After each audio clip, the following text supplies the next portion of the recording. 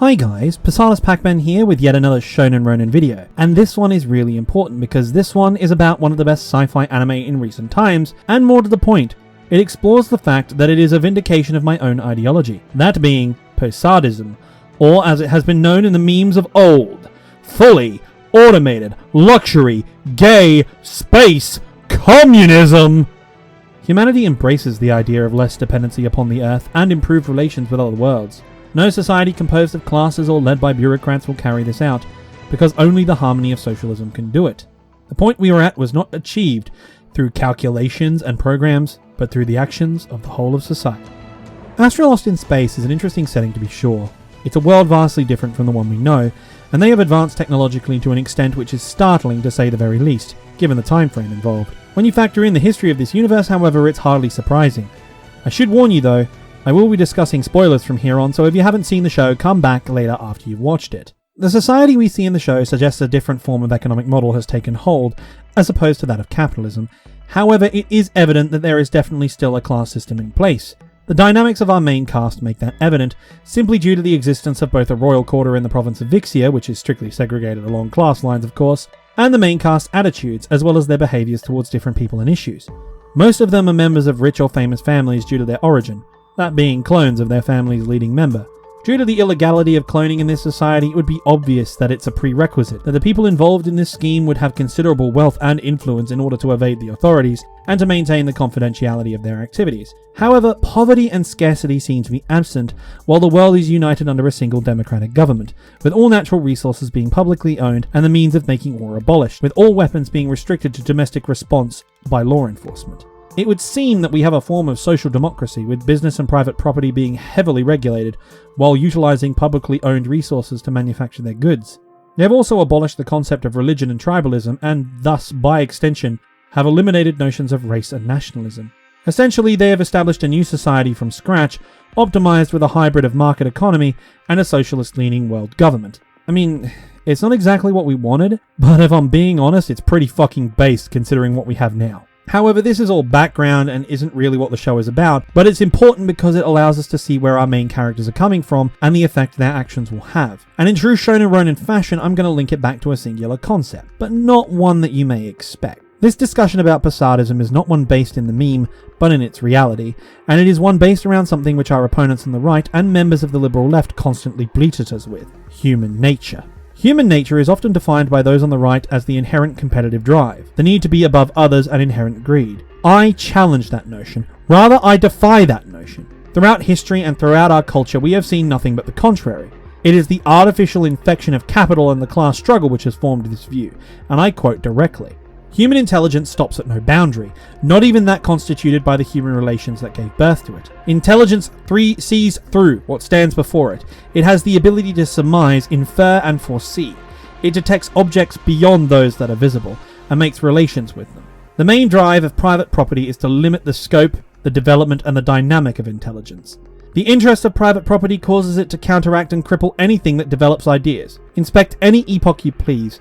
There you will see private property at war with any idea that threatens to deviate, go further, or surpass private property. Individually, as in boss versus worker, or as a class, capitalism versus proletariat. Socialism is all to the reverse. The elementary condition of socialism is to make every scrap of objective knowledge to serve the common good. The good of humanity. Socialism does not serve the socialists and the communists. On the contrary, it serves humanity. The human spirit is one of cooperation and unity, not one of ruthless destruction. Our very evolution has been the result of our tribal and communal nature. The ability to work together in order to overcome obstacles, and even when it seems as though we must fight and struggle amongst ourselves, these too are examples of unity. In wars or competitions, it's not the individual who decides the outcomes, but groups, teams, communities. The very collision of our points of view and the resulting discord is nothing but a necessary step in the eventual synthesis, which brings forward a world with elements of the old forged into an alloy that is the new. Astra Lost in Space embodies this in a way that not many other shows do. Together, the crew must overcome challenge after challenge while overcoming their own personal conflicts and difficulties. Trauma bonding is the technical term to describe this phenomena, but I say it speaks to something deeper than that. You see, when the material conditions deteriorate, it is often asserted that the traditional order of things will maintain at least some form of control or structure. In almost every conceived case of catastrophe, governments have some form of contingency plan in order to maintain at least the semblance of control. But there is a precipice, a phenomena which even the might of capital or empires cannot overcome. All modern society relies on a class system, even that in the show. But when confronted with circumstances this dire, where structure is completely obliterated and all hope is lost, we find our salvation in the fact that under such material conditions, class as a concept is erased. Our characters all come from rich and powerful families, for the most part anyway. However, Kanata, Ares and Chas are all decidedly working class, and yet while these class divides remain firmly in place in the initial phase, as the situation progresses, these divides fall away, and a connection begins to form, transcending all preconceived notions established by society as a whole. Every member of the crew has their own skills and knowledge, bringing an almost beautiful dialectical force to every arc. The perception of each character and their input is enough to shine light on issues not previously considered, or resolve issues that no one could solve independently. In our modern world, education and entrepreneurship is stifled by the ever-tightening noose of corporate capital. All the while, this system is proclaiming that entrepreneurship and education are its greatest hallmarks. However, it is only when we strip this facade away that we can see its true face. That of enslavement and exploitation. True freedom and liberty, true economic growth can only occur when the workers and academics alike are freed from the shackles of financial risk and exploitative labour. And this is only possible through the destruction of the system that props up these institutions. The collaboration of all of the members of Astra's crew. A true meeting of minds free from these constraints allows them not only to survive, but to gather important technical and biological data from the planets they visited. This world free of nobility and academic aristocracy breeds new possibilities and ideas, planting the seeds for a future far brighter than that which awaits us under capital. But there is a price to this, one which the show also addresses. Unity and abolition of class comes at a cost, and it is not at a small cost either. The community of the good ship Astra is one forged in hardship. Class and competency barriers are torn asunder by the sheer gravity of the situation. But the society from which they came is only wealthy and peaceful as it is now because of the core axioms of peace, cooperation and unity established in its foundation. The counter-revolutionary barriers of class and capital have since resurfaced due to the lack of a strong party and a unified political will, but at its conception the society of Astra was a planet teetering on the edge of socialism. In fact, you could say in its initial phase it was socialism. And how was it achieved? Simple. Through complete destruction of the imperialist and capitalist machine that propagated the initial colonization efforts. Destruction realized through global thermonuclear war.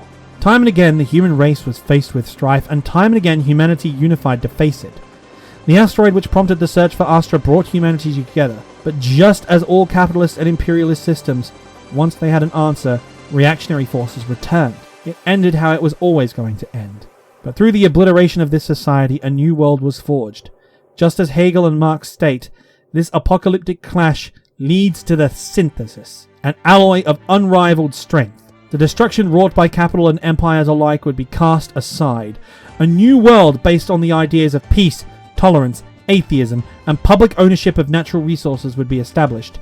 The means of making war forever relegated to the history books. This utopia can only be realized through the abolition of class, and this may only be achieved through the destruction of the walls that divide us.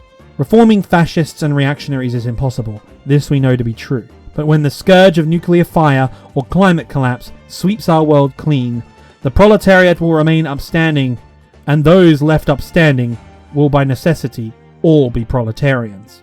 For only the proletariat thinks in the concept of humankind, and I quote directly, "Humanity is going to behave in the way made necessary by its need to face up. If someone could prove to us that postponing the socialist revolution by 20 or 30 or even 50 years could avoid the nuclear war, we would go along with this idea. The matter, however, stems from a historic necessity, not a number of years. The atomic war is inevitable, and like all great collapses, it will be followed, immediately, during and afterwards, by the world triumph of the socialist revolution.